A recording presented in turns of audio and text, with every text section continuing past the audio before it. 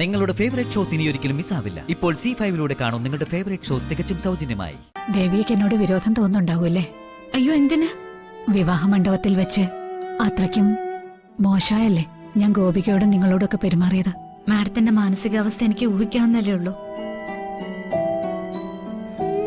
മാഡത്തിന്റെ സ്ഥാനത്ത് ആരായാലും അങ്ങനെ തന്നെയാവും പെരുമാറുക.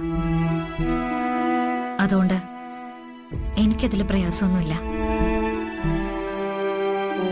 പ്രയാസം ഗോപിക ഓർത്തായിരുന്നു. ഇപ്പൊ നിങ്ങളെ രണ്ടാളെ ഒരുമിച്ച് കണ്ടപ്പോ അതും മാറിക്കിട്ടി.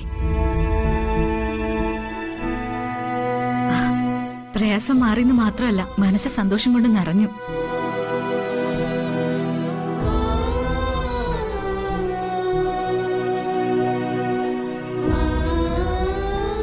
ദേവി, നീ എന്റെ പ്രാർത്ഥന കേട്ടല്ലോ. അമ്മേ, നിങ്ങൾ സംസാരിക്കേ, ഞാൻ വഴിപാട് കഴിച്ചിട്ട് വരാം. ചേച്ചി,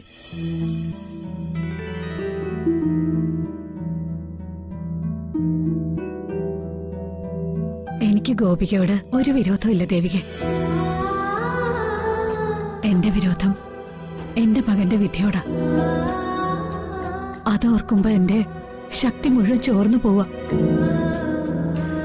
പേടിയ ഓരോ നിമിഷം.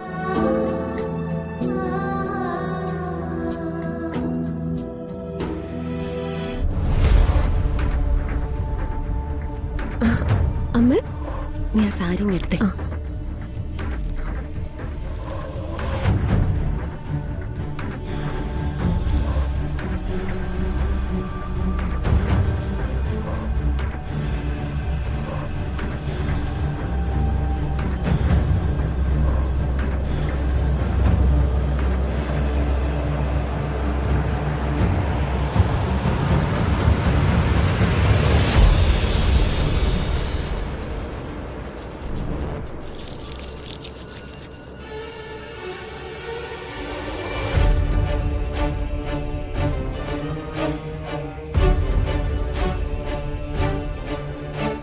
അമ്മ, എന്താ ഈ പൊടി? അത് ഈ സാരി ഉടുക്കുമ്പോ ദേവിക അറിഞ്ഞോളും. നീ ഇതവിടെ വെക്കേ. ഇതൊക്കെ അമ്മ ഇവിടെ ഒപ്പിക്കുന്നു. ആ, അതൊക്കെ ഞാൻ ഒപ്പിക്കും.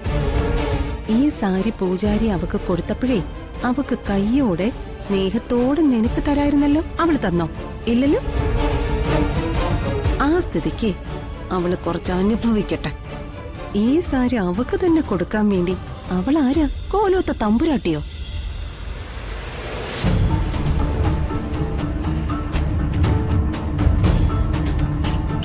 ആയുസ് എടുക്കാനും കൊടുക്കാനും ഉള്ള അധികാരം ഈശ്വരന്മാർക്കല്ലേ ഉള്ളൂ. അതുകൊണ്ട് ആ ഭഗവത് പദങ്ങളിൽ അഭയം പ്രാപിച്ച് ഉള്ളൊരുകി സങ്കടപ്പെടണമെന്ന് കരുതി. അതുകൊണ്ടാ രാവിലെ തന്നെ ഗോപികയും കൂട്ടി ഇങ്ങോട്ട് പോകുന്നത്. ഒരുപക്ഷെ മാർക്കണ്ഡേയന് മരണം ഒഴിവാക്കി കൊടുത്തതുപോലെ എന്റെ ഋഷിയെയും മരണത്തിൽ നിന്ന് ഈശ്വരൻ രക്ഷിച്ചാലോ? എല്ലാ സത്യങ്ങളും ജാനകി മാഡത്തോട് തുറന്നു പറഞ്ഞാലോ? ഗോപികയ്ക്ക് ജാതകദോഷമില്ലെന്നും ഋഷിക്ക് അകാല മരണം സംഭവിക്കില്ലെന്നും മാഡത്തെ അറിയിച്ചാലോ? ദേവിക എന്താ ചിന്തിക്കുന്നേ? അതെ, ദൈവങ്ങൾക്കറിയാത്ത അത്ഭുതങ്ങളൊന്നും ഇല്ലല്ലോ. ഋഷിയെ ദൈവം കാത്തോളും. ഡൗൺലോഡ് ചെയ്യൂ C5 ആപ്പ്. കാണൂ എല്ലാ എപ്പിസോഡുകളും സൗജന്യമായി.